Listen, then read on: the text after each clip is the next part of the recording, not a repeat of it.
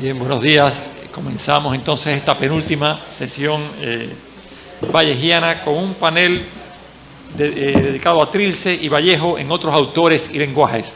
Las relaciones de Vallejo y de Trilce con algunos autores concretos. En el caso de en esta mesa nos acompañan Cristian Segarra de Perú, Alberto Bejarano, que viene de Colombia, Yashkei Calé, que viene de la India.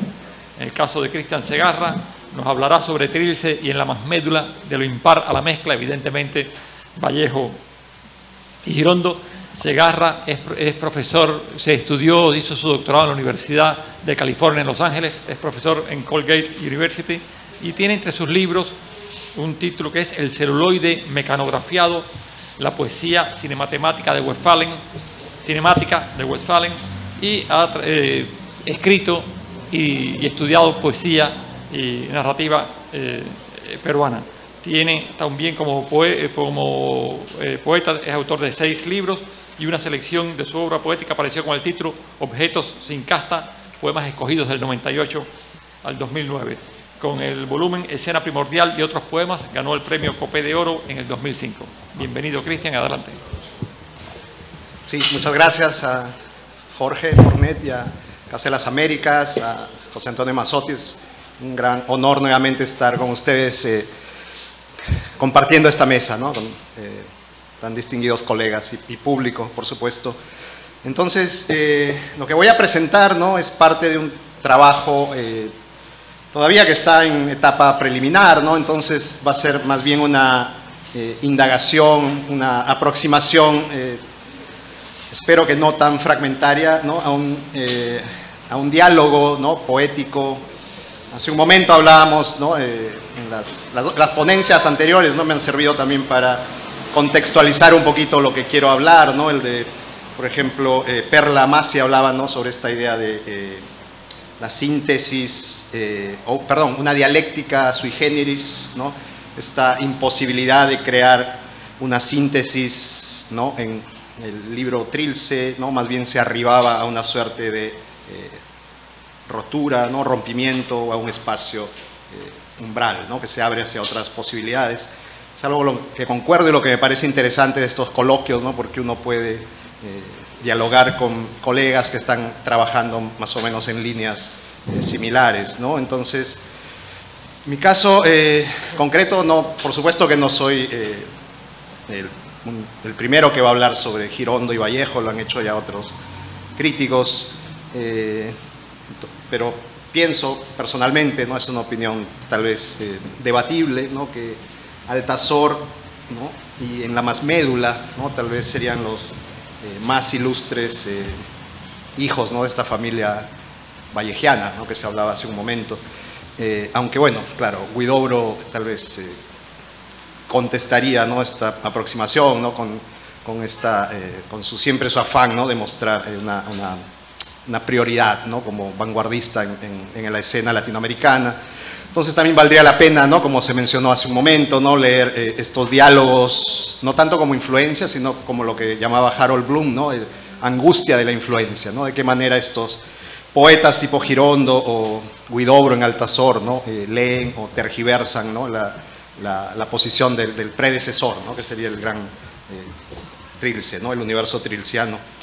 Entonces, por ejemplo, para hablar algo súper concreto, ¿no?, y que tal vez me parece que hay 2 instancias, ¿no?, en la masmédula, un libro, el último libro de Girondo, ¿no?, pero que es el libro más elaborado, tanto así que tiene 3 ediciones, ¿no?, que van sumando poemas, ¿no?, desde la primera, que aparece en el 54, la segunda edición en el 56, hasta la edición definitiva del 63, ¿no?, que completa ese conjunto con 37 poemas, ¿no?, cada vez va añadiendo, ¿no?, creo que son 10, 11 más, hasta llegar a los 37, ¿no? Pero por ejemplo, en el poema Noche Tótem, ¿no?, en la masmédula, ¿no?, se encuentra una frase como: los idos pasos otros de la incorpórea ubicua, también otra escarbando lo incierto, ¿no?, que tiene, me parece, una resonancia con un verso de Trilce II, ¿no?, de gallos cancionan escarbando en vano, ¿no?, esta idea de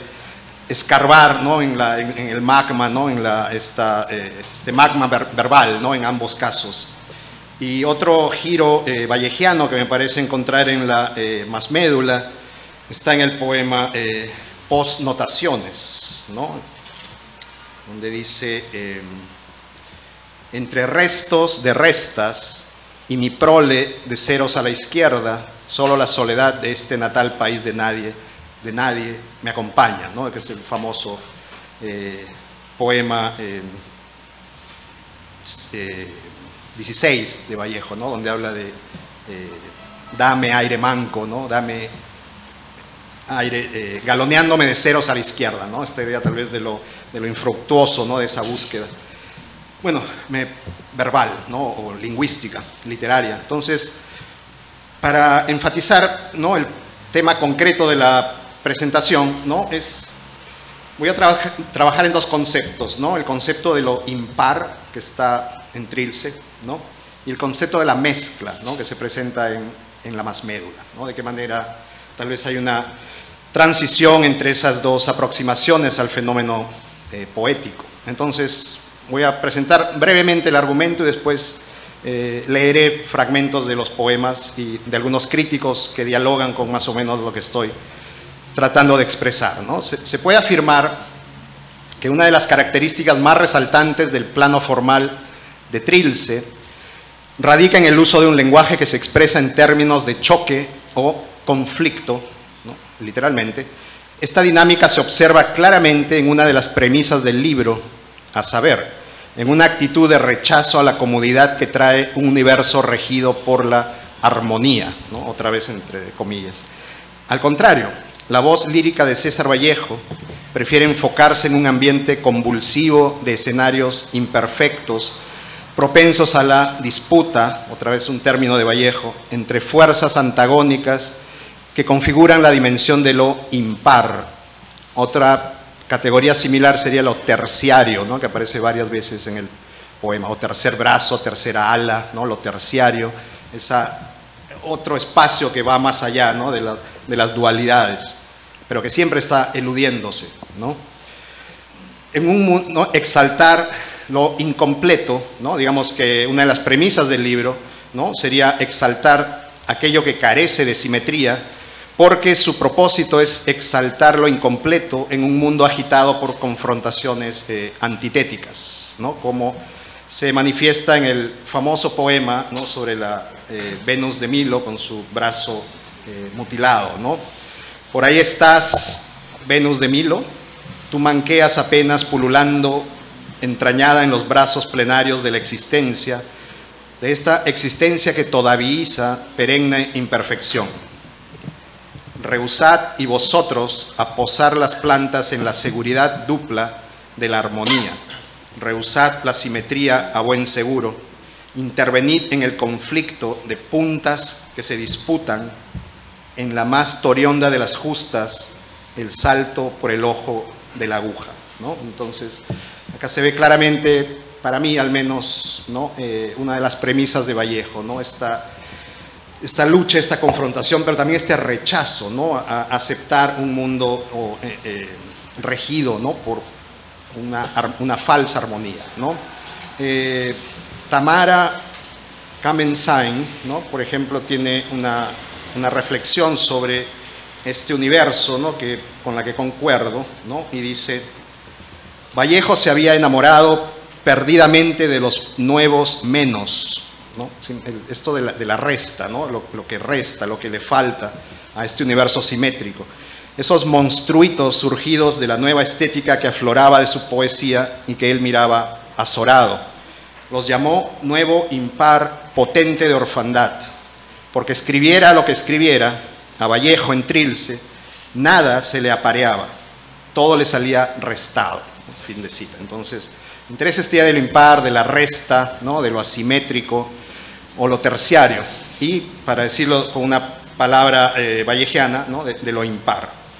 Entonces, por ejemplo, voy a mencionar algunos poemas, ¿no?, porque me interesa más que tal vez elaborar un argumento muy extenso, ¿no?, demostrar pasajes de Trilce donde se podría ver, ¿no?, esta énfasis, ¿no?, en esa categoría elusiva de lo terciario, ¿no? Poema 10. Como detrás desahucian juntas de contrarios, como siempre asoma el guarismo bajo la línea de todo avatar, cómo escoltan las ballenas a palomas, cómo a su vez estas dejan el pico cubicado en tercera ala, ¿no? Poema 18.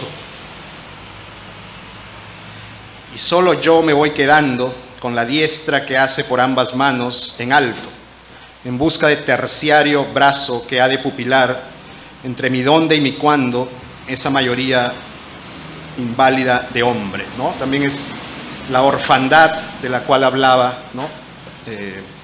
Hay que ceder, ¿no? Hay que darle lugar a esta dimensión de lo impar para potenciar, ¿no?, un sentimiento de inválido, de orfandad o de carencia, ¿no? Entonces, el poema 45, por ejemplo.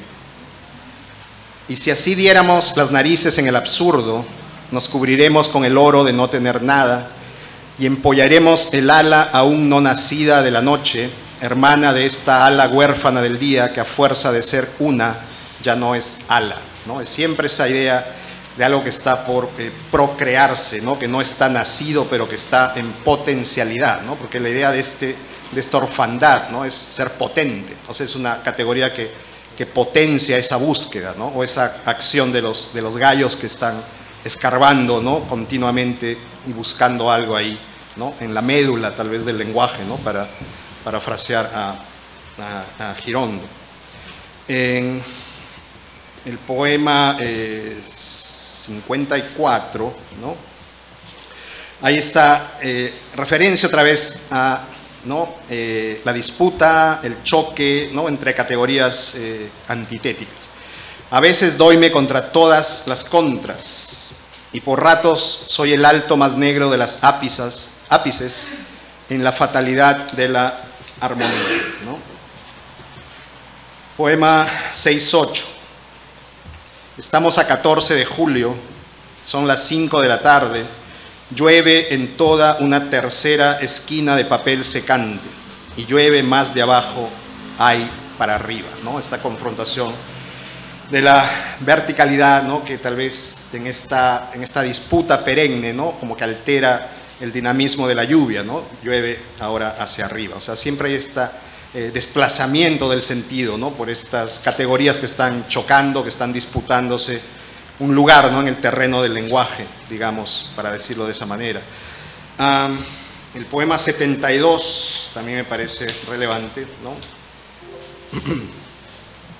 Julio estaba entonces de 9, amor contó en sonido impar y la dulzura dio para toda mortaja hasta de más, ¿no? Categorías, juega el amor con la idea de la muerte, ¿no?, este espacio que también creo que está, ¿no?, en varios poemas referidos a la sexualidad, ¿no?, esta lucha, pero siempre, ¿no?, tratando de producir, ¿no?, este desplazamiento que se escapa, digamos, ¿no? Y el poema final, ¿no?, donde creo que se ve claramente, no claramente, pero tal vez podría dar un indicio, ¿no?, de qué manera es el poema final, pero también es el poema que abre, ¿no?, hacia una dimensión de búsqueda o hacia un espacio liminal, ¿no?, como decían, parece el profesor Raúl Bueno, ¿no?, y también lo ha dicho Julio Ortega en el momento, ¿no? ¿Hasta dónde me alcanzará esta lluvia? Tanto me quede con algún flanco seco. Temo que ella se vaya sin haberme probado en las sequías de increíbles cuerdas vocales por las que, para dar armonía, hay siempre que subir, nunca bajar. ¿No subimos acaso para abajo? Canta lluvia en la costa aún sin mar, ¿no? Pero igual, incluso en el poema final, ¿no?, se enfatiza esta idea de que el sujeto poético está colocado en esa costa, ¿no?, que no está en contacto con el mar. Por lo tanto, es un espacio que no ha llegado a una sensación de totalidad o de ser completo, ¿no? En este sentido, por ejemplo, Julio Ortega dice, ¿no? Esa armonía que se declara finalidad de la poesía es aquí, en este poema, escrita con A minúscula, a diferencia de la otra, la armonía tradicional, ¿no?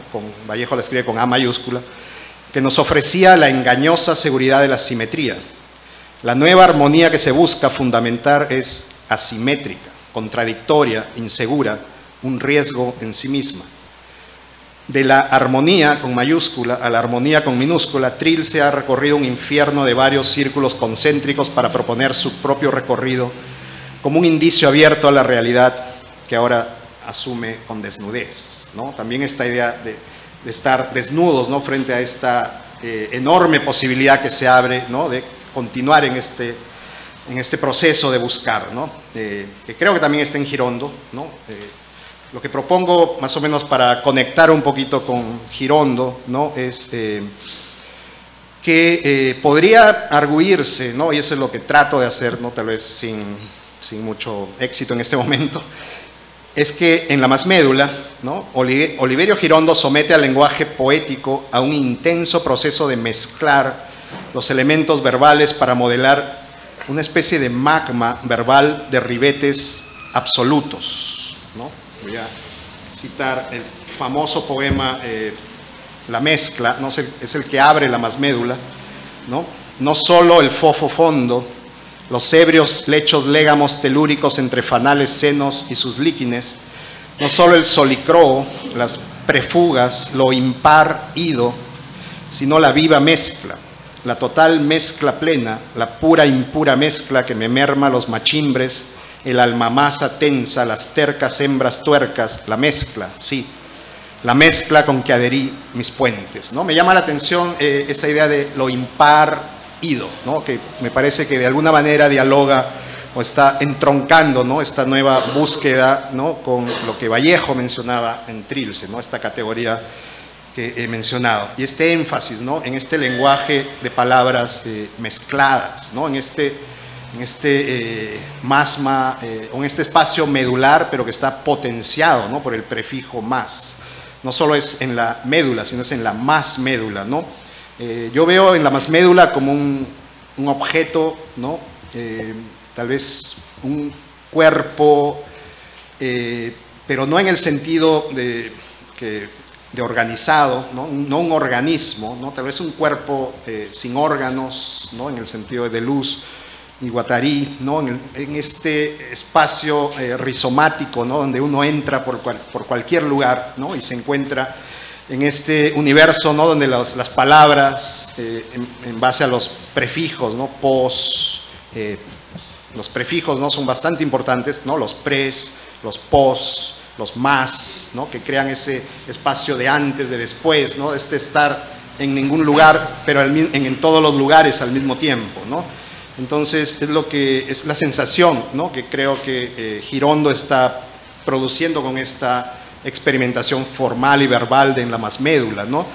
Tal vez lo veo también en cuerpo afectivo, ¿no? Creo que en La Masmédula está produciendo, ¿no? muchas conexiones, ¿no? No solo al nivel racional, sino al nivel de la afectividad, ¿no? De qué manera el poema nos afecta, pero también crea, ¿no? Esas emociones, ¿no? De diversos tipos, ¿no? En ese sentido, me parece que esta idea de potenciar, ¿no? Vallejo también, ¿no? Su impar era potente, ¿no? Porque había que buscar ese tercer miembro perdido, ¿no? Elemento perdido. Vallejo también potencia, ¿no? Con ese prefijo más, ¿no? Este lenguaje más medular, ¿no? Que también lo veo en el sentido del categoría del conatus, tal vez, ¿no? De Spinoza, en el cual el lenguaje, ¿no? De Girondo, ¿no? Se convierte, parafraseando a Spinoza tal vez, en un esfuerzo, una potencia activa de afirmación, resistencia de una cosa frente a cualquier otra cosa externa que pudiera vulnerar su perseverancia indefinida. Es ¿no? El conatus, en este caso lo vería tal vez como un conatus verbal, ¿no? Es el apetito de afirmación y resistencia inmanente que juega en la relación de potencias, ¿no? De qué manera el lenguaje en la masmédula también abre, ¿no? Ese espacio infinito, ¿no? De relaciones, interconexiones, ¿no? Al nivel del afecto, ¿no? De diversos tipos de afecto. A este sentido, ¿no? Jorge Schwartz, ¿no? Menciona, por ejemplo, ¿no? En la masmédula, la noción de totalidad queda representada por la simultaneidad, ¿no? De los elementos que configuran binomios como presencia, ausencia, todo, nada, sino, palabra, imagen, ¿no? Esta idea de que es un espacio que crea todas esas dimensiones, pero en la mezcla, ¿no? En lo simultáneo, más que en la confrontación o en el choque, ¿no? Como estaba precisado en Vallejo. Adriana Rodríguez Pérsico, ¿no? Creo que me queda casi nada, ¿no? Menciona: Girondo sintetizó su poética en la composición que abre en la masmédula. Expresa ahí una estética de la solidaridad que comprende lo individual y lo colectivo, lo literal y lo metafórico, lo expresable y lo indecible. Tenía una larga lista de poemas, de fragmentos de En la masmédula, donde tal vez demuestro, ¿no? Es de que ya no hay una secuencia como en Vallejo, ¿no? Son puertas abriéndose, cerrándose, sino que todo está ahí, conectado, sucediendo todo al mismo tiempo, ¿no? Y en el mismo espacio, ¿no? Casi como un Aleph borgiano, ¿no? Entonces, bueno, son 20 minutos, si era esta idea nada más, ¿no? Que quise un poquito dilucidar el desarrollo temático y formal que va desde el énfasis en la antítesis vallejiana hasta la plenitud sintética que cobran las palabras mezcladas del poeta argentino que he mencionado. Y muchas gracias.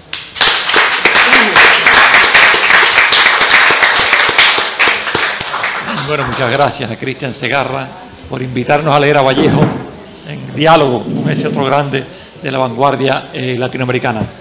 Y ahora Alberto Bejarano, quien viene del Instituto Caro y Cuervo de Bogotá, en Colombia, nos leerá una ponencia sobre la relación de Bolaño, lector de Vallejo, mesmerismos y sueños.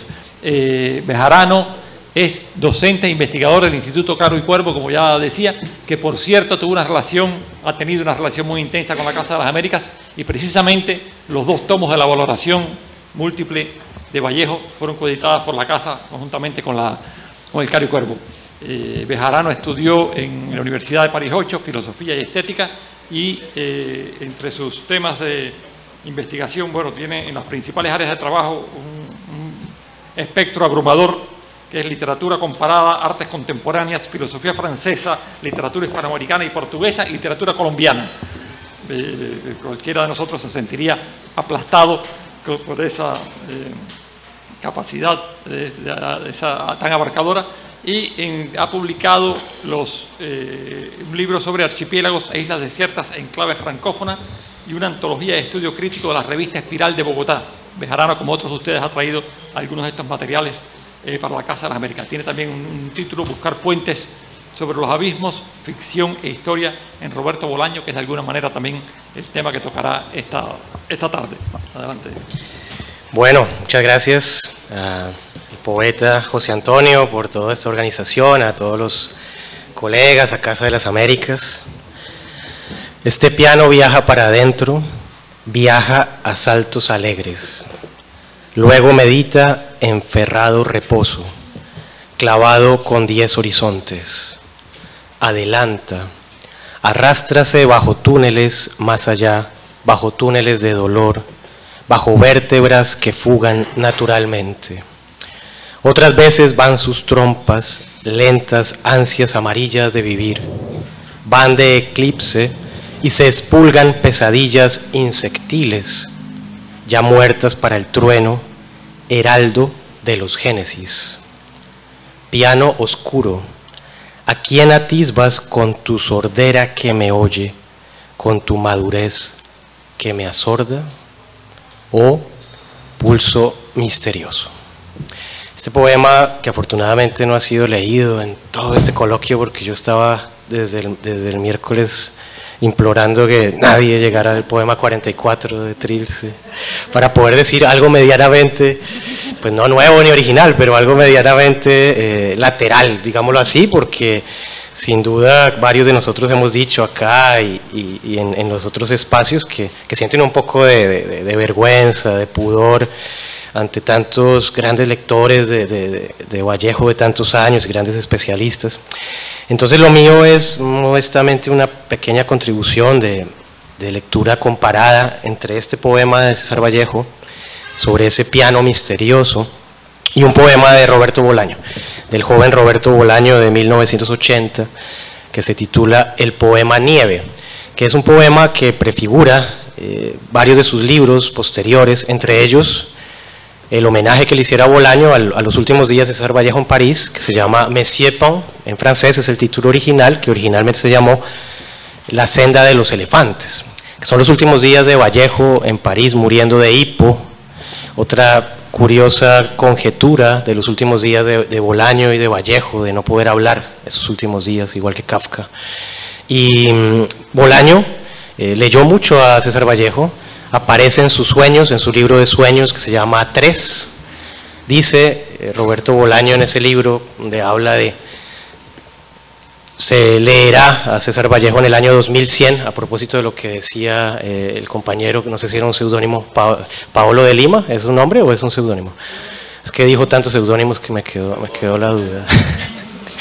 Bueno, Bolaño también decía algo parecido, ¿no? Que en el año 2100 se volvería o se leería mejor a César Vallejo. Y uno de los fragmentos que menciona Bolaño sobre Trilce, en el libro 3, dice: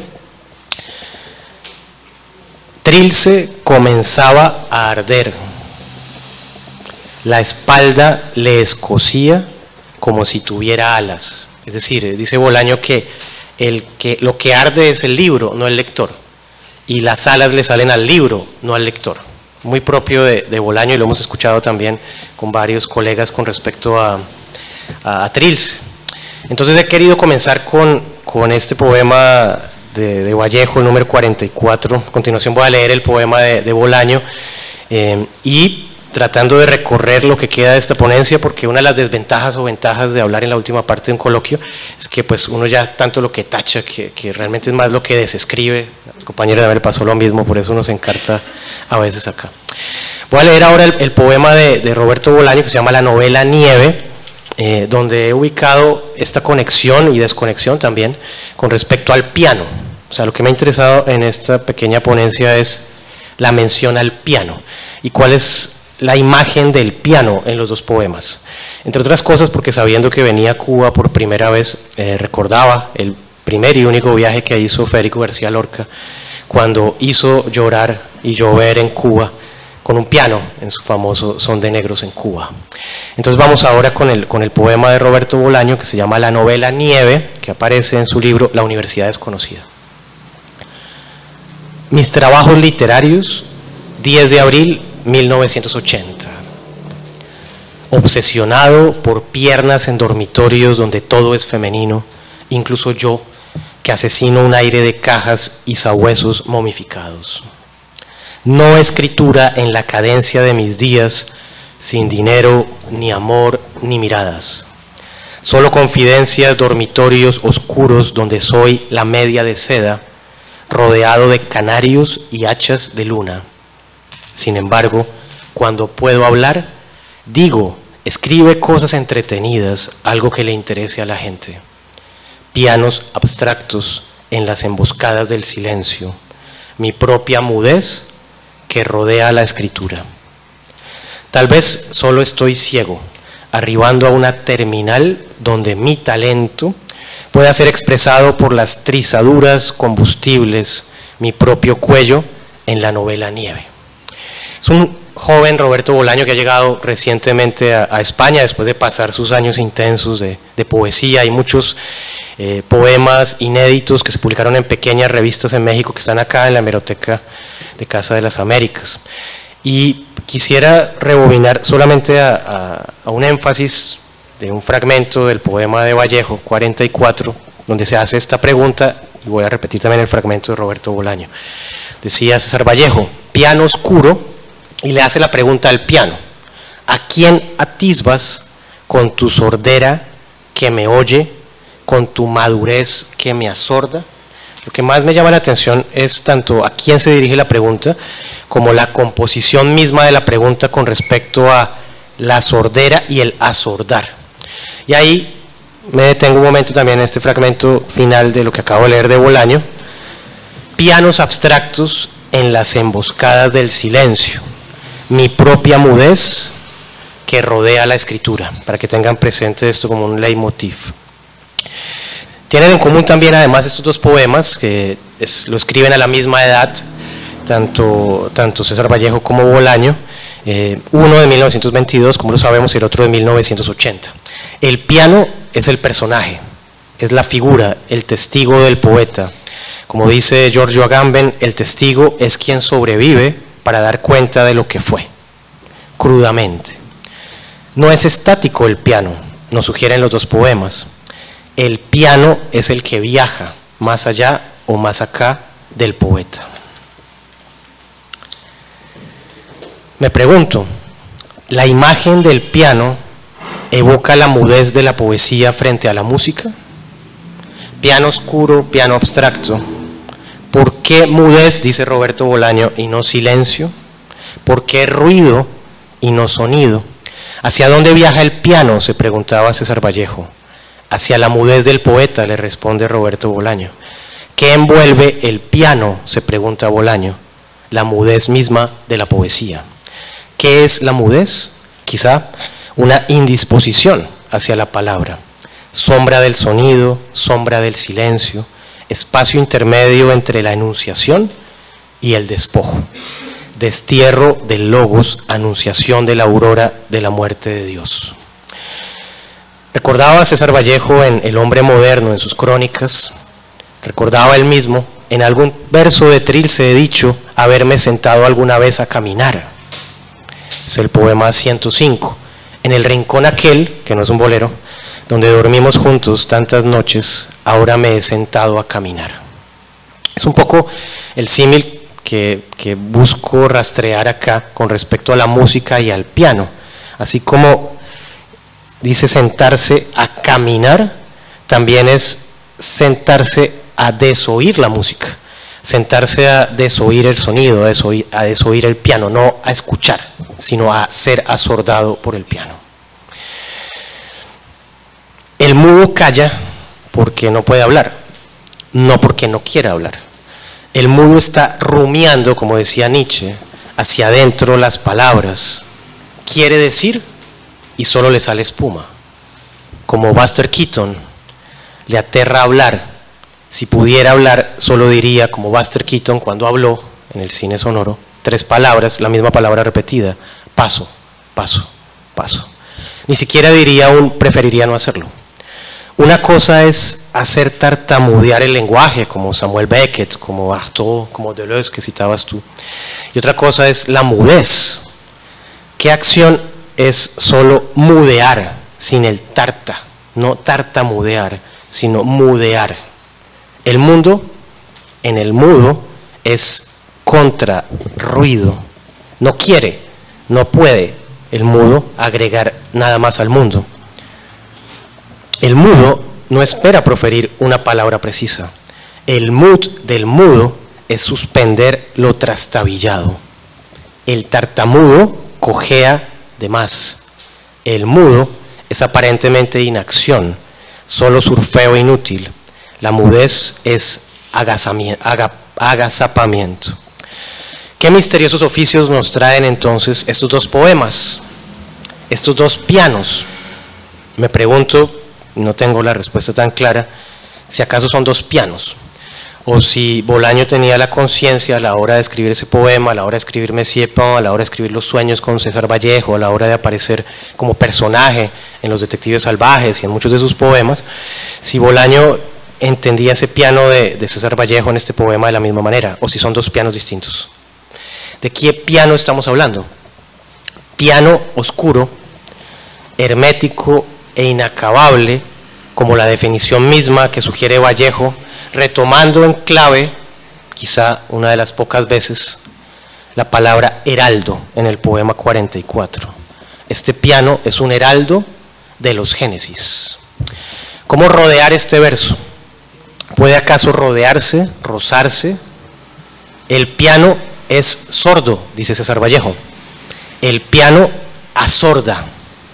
El piano, trata de responder Roberto Bolaño, está en las emboscadas del silencio. La mudez, sugiero yo acá, no es contraria a la escritura. La mudez rodea la escritura. Bolaño, como lo he dicho, recogió la vida y la obra de César Vallejo, no solo en su novela Monsieur Pan, sino el conjunto de su obra, en cuentos, en novelas, en poemas, en sueños, en pesadillas. Como vagabundo en París, arrastró su sombra junto a César, en peruano, como decía Gonzalo Rojas. Pero también, y esto es algo muy borgiano, César Vallejo soñó con Roberto Bolaño.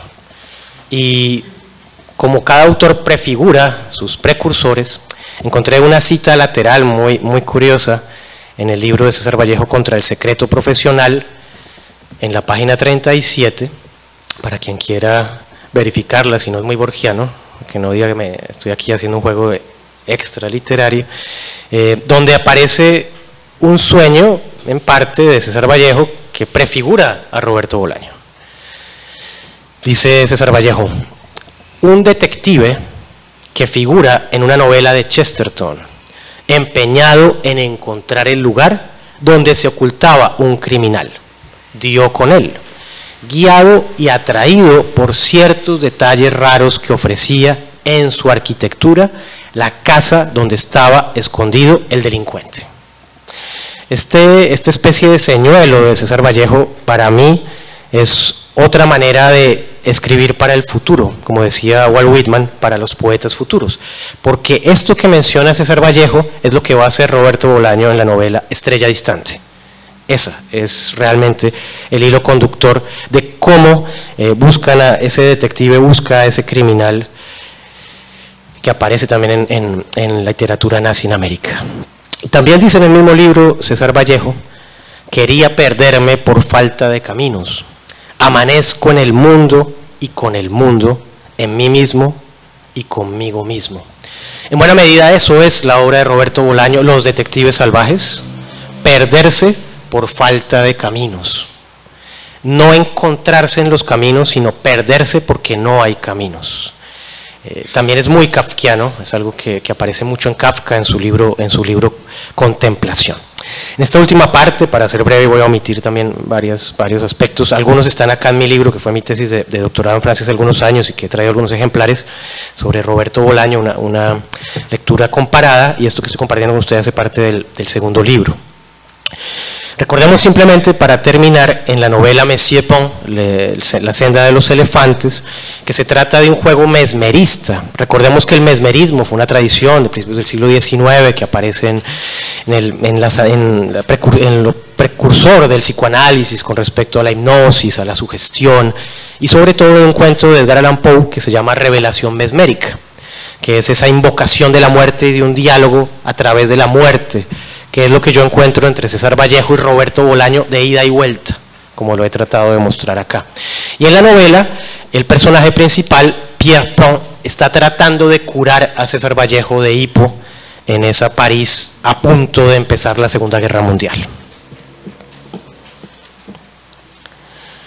Dice un fragmento de la novela: el radioteatro demencial que me asaltó era sin duda la anticipación del infierno, un infierno de voces que se enlazaban y desenlazaban a través de una estática que presumo eran mis ronquidos de angustia, formando dúos, tríos, cuartetos, coros enteros que avanzaban a ciegas por una cámara vacía, como una sala de lecturas vacía que en determinado momento identificaba con mi propio cerebro. Esta insistencia de Bolaño en su primera novela, que fue publicada años después, pero fue su primera novela, Monsieur Pan, La senda de los elefantes, con respecto a la estática, al avanzar a ciegas, a los ronquidos de angustia, a esos sonidos extraños que él llama salas del infierno, para mí es el puente buscado y no buscado a la vez entre Trilce y la obra por venir de Roberto Bolaño. Porque este poema Nieve, es también el puente dentro de la obra misma de Roberto Bolaño, porque él después va a definir sus novelas con esa misma fórmula. Va a definir Los Detectives Salvajes como una novela río, después de la novela Nieve, que es Monsieur Pont, y en parte también Amberes. Volvamos entonces al inicio para terminar. Como dice Eduardo Vallejo en un excelente libro, Vallejo en su fase trílsica, publicado en la Universidad de Wisconsin en 1973, dice Eduardo Vallejo, en el poema 44, la interioridad subconsciente es algo oscuro e insondable, que no se oye la voz del ser consciente. Empero, aun siendo una entidad sorda y sin voz, el aluvión del yo profundo ejerce una influencia decisiva en el yo consciente. El poema 44 es una mudez que asorda. Fin de la cita. Entonces, de epílogo, así como fue de epígrafe y de inicio, quisiera que se quedaran con este eco de este lamento del poema 44, solamente el fragmento. Piano oscuro, ¿a quién atisbas con tu sordera que me oye, con tu madurez que me asorda, o pulso misterioso? Y esta respuesta de Roberto Bolaño, antes de ser Roberto Bolaño: pianos abstractos en las emboscadas del silencio, mi propia mudez que rodea la escritura, tal vez solo estoy ciego, mi propio cuello en la novela Nieve. Muchas gracias.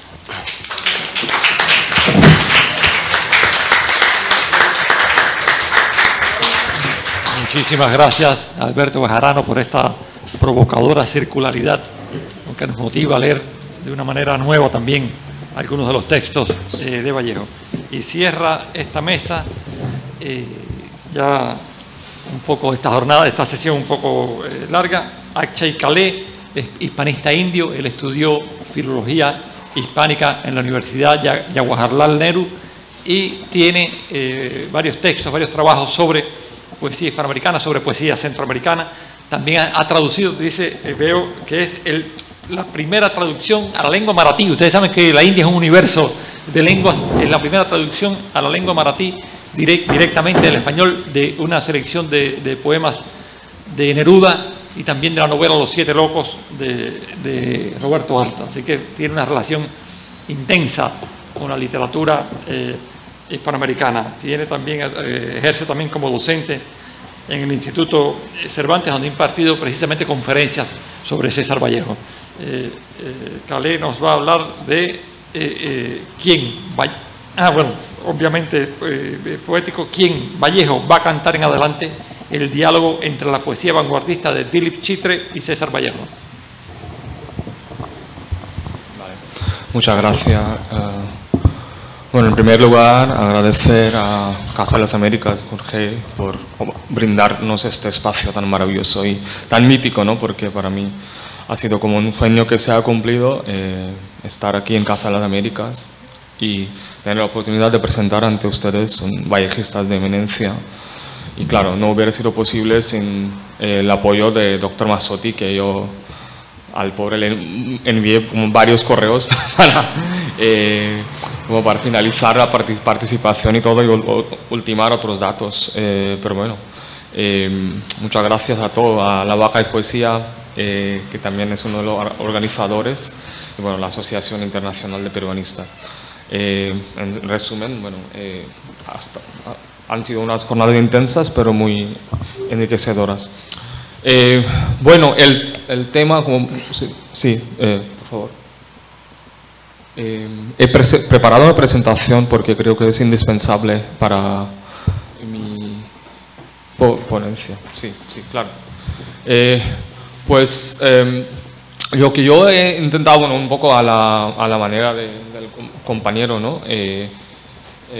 Lo que he intentado es hacer un análisis comparado, pero más que comparado es como analizar el diálogo que establece Dilip Chitre. Seguramente, no sé si lo conocen, pero Dilip Chitre fue uno de los poetas fundamentales del siglo XX.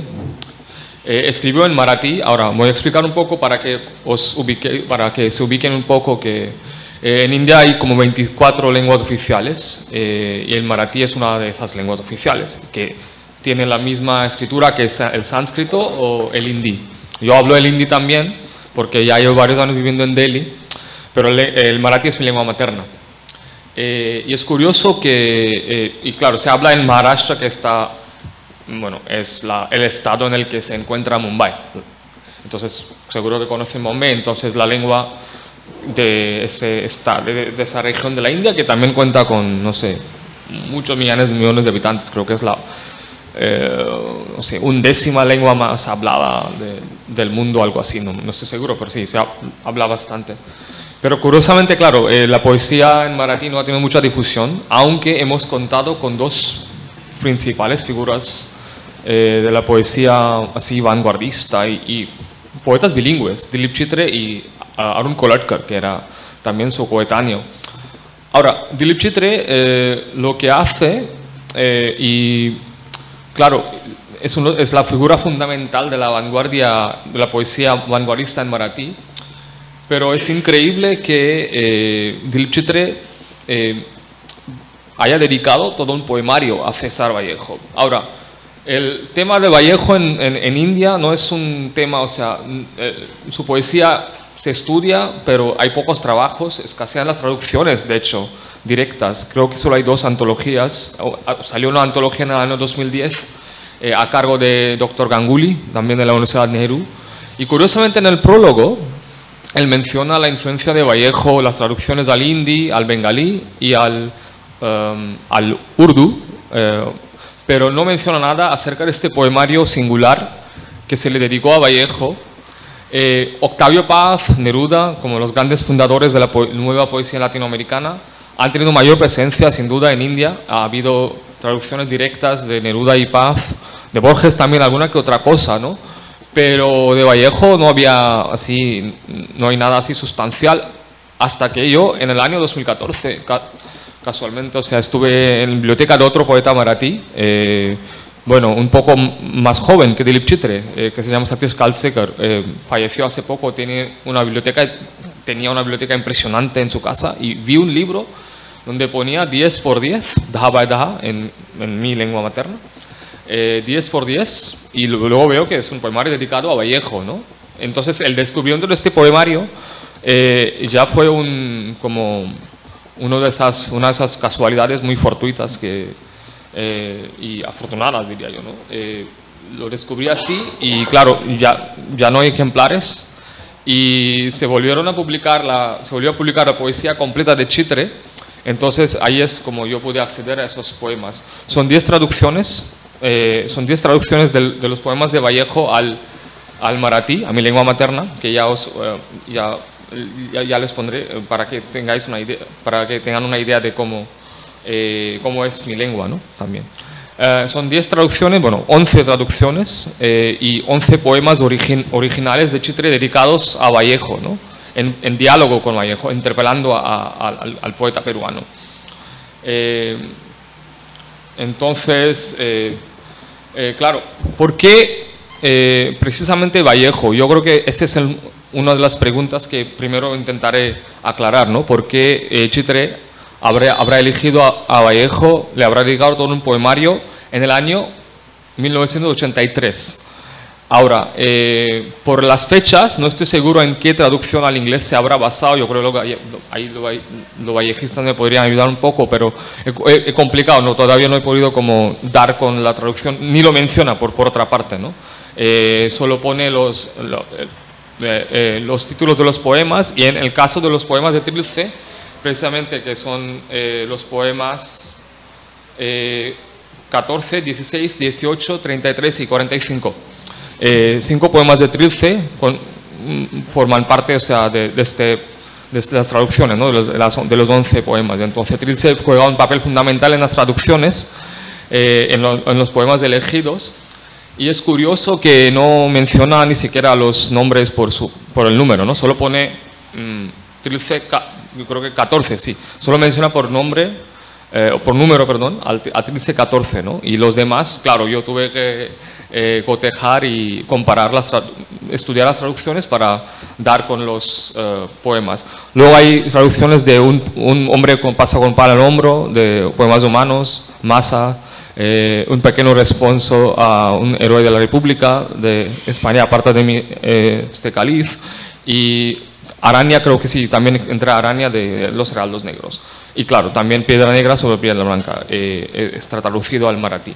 Claro, son traducciones por medio del inglés, ¿no? Se notan las pérdidas y se nota como cierta, digamos, tendencia errónea por parte de Chitre de interpretar los poemas. Por eso no me he centrado en las traducciones, que sería otro trabajo, pero solo mencionar que las traducciones a mí en lo personal no me han parecido muy acertadas.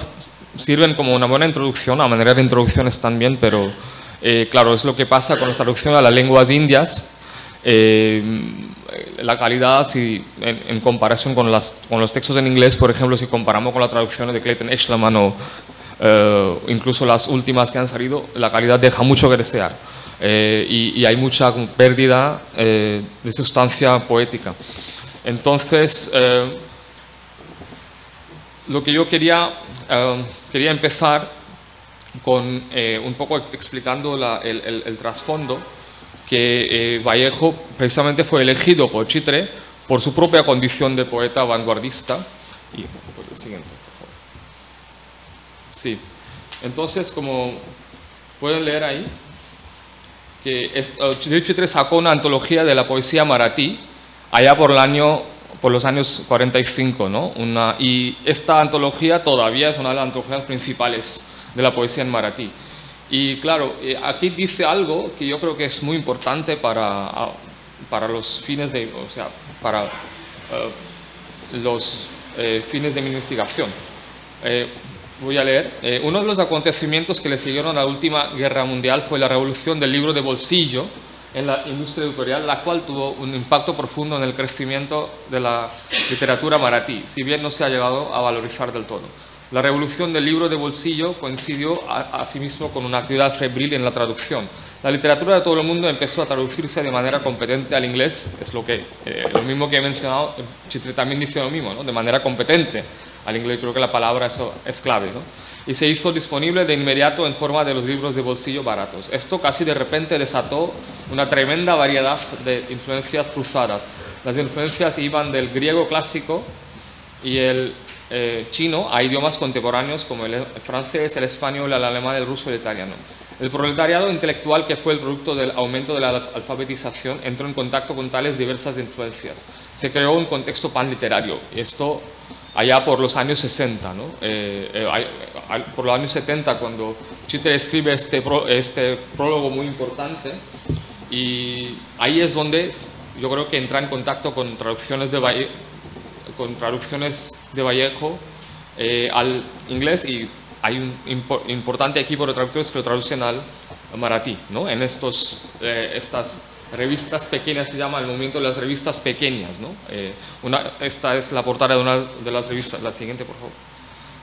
Ahí pueden ver la portada de una revista así muy importante, una revista pequeña donde se publicó, si llegaron a publicar traducciones de Vallejo. Ahora ignoro si estas traducciones se publicaron, creo que no, porque esas traducciones, creo que de Chitre, estuvieron destinadas al poemario definitivo. Ahora, entonces lo que a Chitre le atrae sin duda del poeta peruano es la beta vanguardista, es Trilce. Creo que Trilce tiene un impacto enorme, es una de las razones principales por las que se decanta por traducir a Vallejo, y esto se nota en el primer poema que inaugura la sección de poemas originales dedicados a Vallejo, ¿no? O interpelando, yo diría mejor la mejor palabra sería interpelando a Vallejo, porque es un diálogo que establece un diálogo, en mi opinión, muy único, porque es una serie de 11 poemas, y el hilo conductor es ese diálogo entre dos poetas de diferentes generaciones, porque Chitre precisamente nace en 1938, ¿no? En septiembre, unos pocos meses después del fallecimiento de Vallejo. Entonces, esta es la grafía, la siguiente, por favor. Esta es la grafía en maratí, así o sea, no se sale muy bien porque ese libro salió hace poco y la impresión, bueno, deja mucho que desear y la fuente es muy pequeña, pero sí, para que tengáis una idea. Y la imagen, ahora vais a ver que la imagen tiene que ver con el poema, ¿no? Y claro, ahí tenemos el primer poema de Chitre, ahora. Y si lo leen en español, que la traducción al español es mía, ahora comentaré un poco la traducción también, pero no voy a leer todo el poema porque por eso la idea era presentarlos para que tuvieran una referencia, ¿no? Para que tengan una referencia, pero este poema sí que lo voy a recitar porque yo creo que merece la pena recitarlo en su totalidad. Tienen también la traducción, la siguiente por favor. Sí. Tienen ahí también la traducción al inglés que hizo el propio poeta. Dilip Chitre tuvo claro, traducía sus poemas de maratí al inglés y tuvo la bondad, antes de su muerte en 2009, de subir estos poemas, traducidos por él mismo, a internet. O sea, una cosa tremenda porque no existen en ninguna otra parte, solo existe en un sitio web en internet donde lo he sacado. The Disease of Poverty, lo que leen en inglés es el poema traducido al inglés por el propio poeta, ¿no? Pero no es el original, cuidado, porque el original es el otro que acabo de mostrar, ¿no? En maratí. Yo me he basado en la versión maratí para traducir. Entonces, el mal de la pobreza manifiesta síntomas de poesía como lesiones incurables. Érase una vez que se llegaba a pensar que al acabarse todo permanece un alma informe pura. Ahora se ven abrir gigantescos intestinos y el sangrar sin fin del hambre del hombre. Un pájaro caído en el suelo cruzar torpemente los horizontes, en cuyo pico no habría cabido el grano entero de la tierra. Dios yace supino en la calle, pasaría desapercibido si no fuera por su boca abierta. Es un poema que muestra como... es un poema repleto de ecos vallejianos. Y de hecho yo creo que la mera lectura del poema es suficiente para darnos cuenta de la influencia tan de la influencia tan abrumadora de Vallejo, ¿no? Y es un homenaje, pero también al mismo tiempo es un poema escrito al estilo de Vallejo. Y parecen algunos versos como parecen calcados, ¿no? de la poesía del gran poeta peruano. Si veis, si se fijan, hay algunas diferencias respecto a la versión en inglés, pero eso ha sido licencia mía como traductor, porque yo me he fijado en la versión original para traducir al español y a mí me ha parecido mejor. O sea, el poema en inglés no se lee tan bien como el poema original. Entonces yo intenté un poco mantener ese tono. Vale. En este poema se ve el énfasis en el cuerpo, la corporalidad, que es uno de los temas tan importantes en la poesía de Vallejo, un tema recurrente. Y también aquí se puede notar la preocupación y el hondo acento humano, ¿no? de la poesía de Chitre, que comparte eso con el gran poeta peruano. El siguiente poema, Hacer pedazos del hambre de un hombre. Ahora, este poema es curioso porque por favor, sí. Este poema yo creo que entra en diálogo directo con la cólera que quiebra al hombre en niños. Y está traducido ese poema al maratí también. Chitre lo traduce y luego escribe otro poema así a manera de homenaje. Y aquí aparecen los versos que dan título a mi ponencia, ¿no? ¿Quién en adelante distinguirá el mundo inferior que yace en la profundidad de sus ojos? ¿Quién Vallejo va a cantar en adelante, ¿no? Es una interrogante lanzada a través del mundo, o sea, que recorre todo, como yo mismo explicaba, que he recorrido como todo lo charco posible, ¿no?, para llegar aquí. Entonces Chitre también lanza ese grito, esa interrogante a Vallejo, entrando en diálogo con él. Y allí, como pueden ver, es otro poema muy interesante en ese sentido, porque aparece de nuevo el leitmotiv del hambre, ¿no?, el hambre de un hombre hecho a pedazos. Este poema, a mí me parece, el siguiente por favor, sí. El siguiente poema me parece muy interesante, porque aquí habla de la diferencia, de lo que distingue a estos dos poetas, ¿no? Es la condición vital. Hemos hablado mucho de la importancia de lo biográfico para Vallejo. Chitre, como la mayoría de los poetas indios consagrados, Chitre venía de una familia de casta alta, de clase media, media alta, que pasó a la burguesía profesional, trabajó también en una agencia de publicidad, ¿no? La típica trayectoria de un poeta indio de clase media, digamos, de la pequeña burguesía, ¿no?, en términos más marxistas. Y este toque humorístico, que también es uno de los...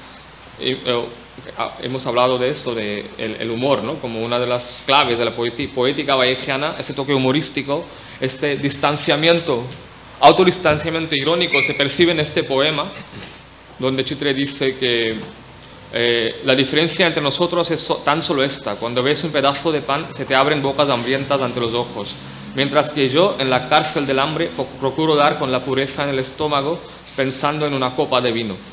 Entonces aquí se percibe un autodistanciamiento irónico, como diría Gustav Siebenmann, un crítico que ha escrito sobre la influencia de las vanguardias en Vallejo, y dice que la poesía de Vallejo no muestra este toque irónico, al menos en el sentido postmoderno.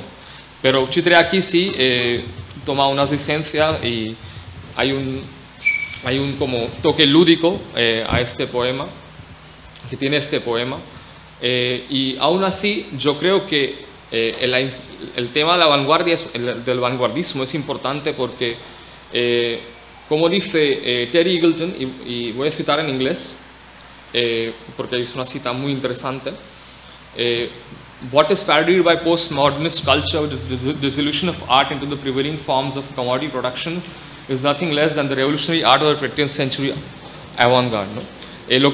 Lo que parodia la cultura postmodernista con su disolución del arte en las formas prevalecientes de la producción de bienes no es nada menos que el arte revolucionario de la vanguardia del siglo XX. Entonces yo creo que Chitre en este poemario exhibe las mismas tendencias, el mismo afán vanguardista que caracterizaba a los poetas latinoamericanos allá por los años 20 y los años 30. Lo que pasa es que a India llega un poco tarde, guardando las distancias, y es curioso que incluso muchos críticos maratíes han querido ubicar a Chitre entre high modernists, ¿no?, los modernistas altos, por así decirlo, los modernistas el debate entre high modernism y vanguardism, ¿no?, el avant-garde, el debate entre el vanguardismo y la alta modernidad. Pero yo creo que Chitre es un poeta vanguardista en maratí, y claro, esta traducción, este poemario es una de las pruebas contundentes de su propia condición de poeta vanguardista que quería renovar el lenguaje poético en lengua maratí. El siguiente, por favor. ¿Sí? Sí. Este poema es más un homenaje directo, ¿no? Las agonías pueden caber perfectamente incluso en 14 líneas. Los poetas son corteses en medio del precipitado caos asesino del lenguaje, pero tan solo alguno se despereza tanto que acaba siendo conmemorado como Vallejo tú. La traducción al inglés para mí se lee bastante mal. El propio Chitre no sé qué consideración tuvo, pero no es lo que ni siquiera o sea, en maratí se comunica otra cosa, ¿no? Entonces, pueden ver que hay diferencias claras entre las dos versiones, o sea, hay una diferencia que se puede notar.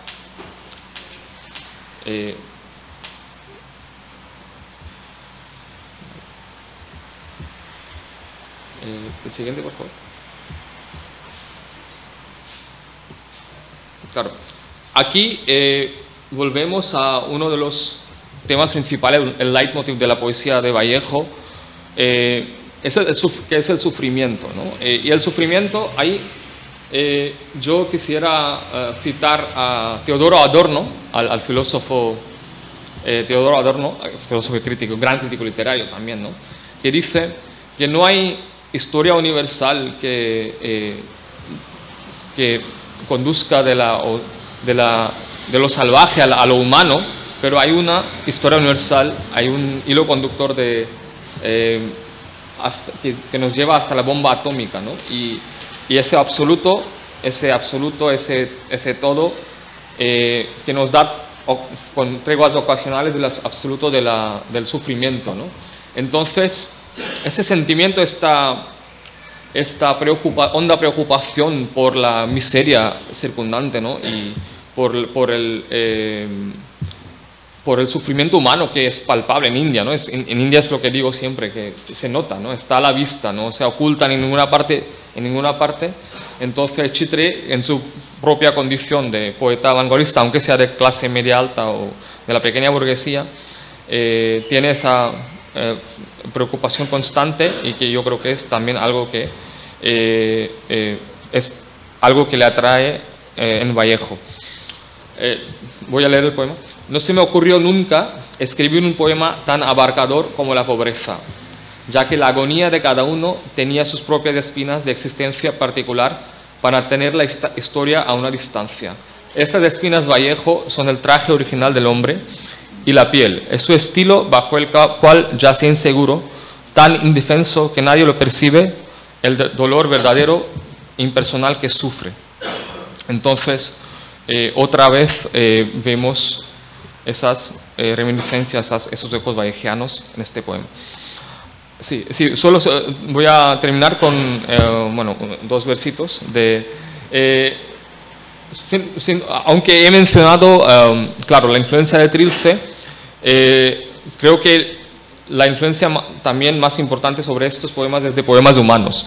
Y esto también queda patente en uno de los poemas donde Chitre dice que busqué una copia de poemas humanos, no la encontré, ¿no?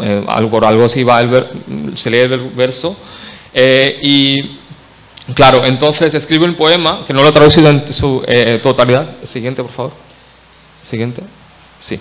Pero son como versos pares, ¿no? Al estilo de Un hombre pasa con palo al hombro, que quizás es el poema más significativo para este conjunto de poemas. Y es el poema que yo creo que marca, el poema bisagra entre los dos poetas, ¿no?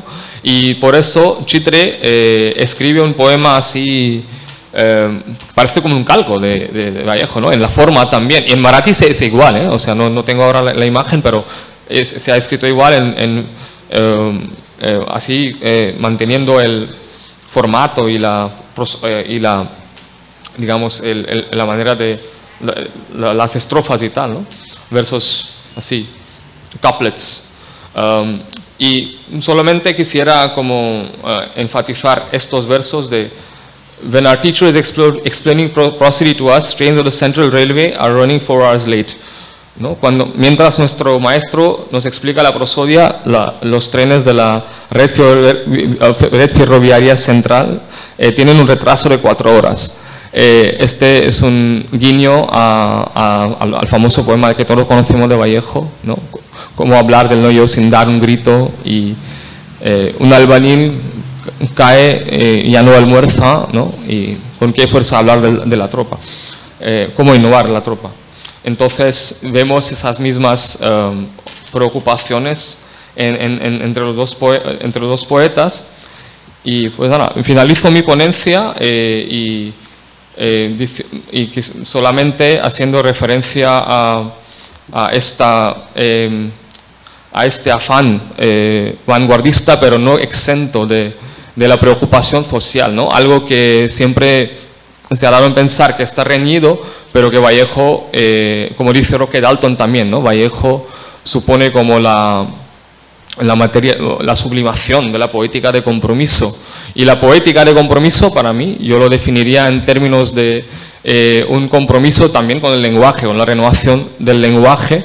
Y es algo que, aunque el término parece eurocéntrico, no lo es, porque Sartre habla de la novela, que es literatura, ¿no? Formula el concepto de compromiso queda relegado para la novela, ¿no?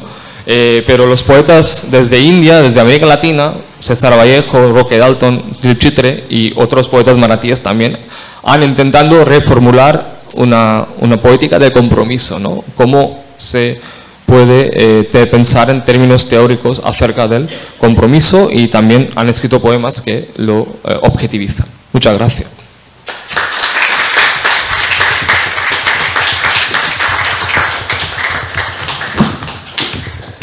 Bueno, muchas gracias a Akshay Kalee por este viaje que nos propone a través de Vallejo a un mundo que para muchos de nosotros es seguramente bastante poco conocido. Ahí ha sido una jornada intensa y todavía nos queda una tarde no menos intensa, pero bueno, seguramente tenemos ahí tiempo para unos minutos para cualquier pregunta, cualquier comentario sobre las incitantes propuestas de los tres ponentes. Mientras piensan en ello, les recuerdo, bueno, que hoy debemos empezar a las 2:30, no debemos atrasarnos, porque la tarde vamos a fusionar, bueno, a poner de manera consecutiva en esta misma mesa las dos sesiones, las que estaban de forma paralela, como hemos hecho en estos días. De modo que a las 2:30 abriremos con Francisco Esteves y Leslie Costello, y después entonces pasamos a la mesa sobre Catatay. Y todo eso tiene que, a las 3:30, idealmente, la presentación del libro, porque a las 4 debe comenzar la conferencia de Miguel Pachas. Entonces, de todos modos, repito, tenemos algunos minutos muy breves antes del almuerzo para un comentario final sobre estas ponencias o una pregunta.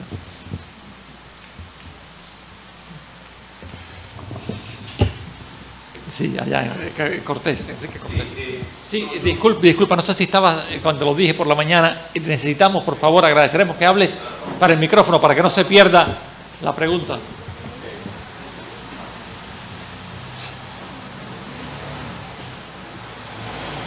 Bueno, ahora sí me siento on spot.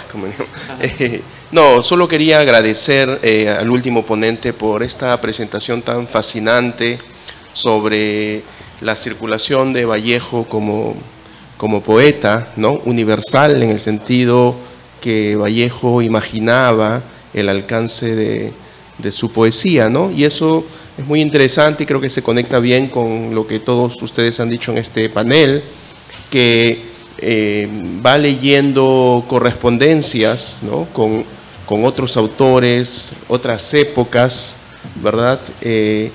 Otras poéticas, y de qué manera la obra de Vallejo es tan, digamos, compleja, pero al mismo tiempo tan expresiva, ¿no?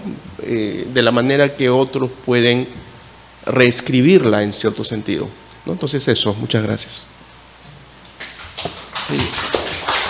Sí, el profesor Raúl Bueno, adelante. Yo solamente para agradecer a los tres ponentes, ponencias muy estimulantes, se dejan cosas para pensar. Y en un caso, lo que estaba pensando es, si se trata de conectar Vallejo con Girondo, ¿por qué no conectar Vallejo con Rayuela, por ejemplo? Porque ahí también hay mezcla de palabras, y hasta diría que mezcla de sílabas, porque cuando se crean esos vocablos del famoso blableo, el gíglico, pero toda la estructura misma de Rayuela, que es abierta y es una incitación a todos los sentidos y es enigmática y etcétera.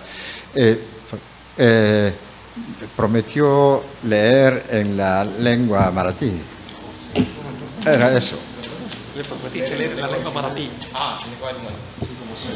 Vale, perfecto.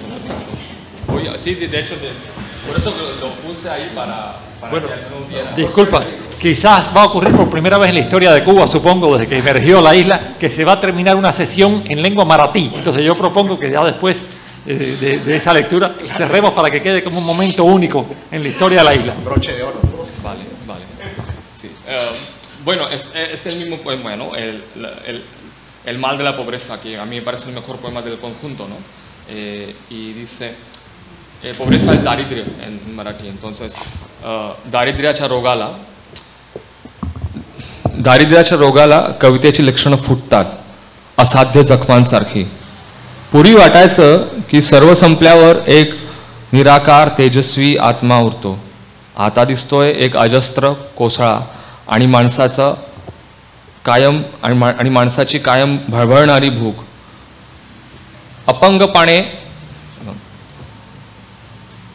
अपंगपणे क्षितिज ओलांडणारा मातीत पडलेला पक्षी, त्याच्या चोचीत पुरला नसता पृथ्वीचा भारी दाणा. भर रस्त्यात परमेश्वर पडलाय उताणा, त्याचं तोंड उघडं नसतं तर हेही कळलं नसतं.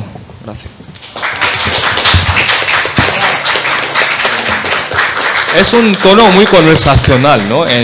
Otro de los rasgos distintivos de esta poesía, entonces yo quiero reproducirlo. Ahora sí es un villano paralelo.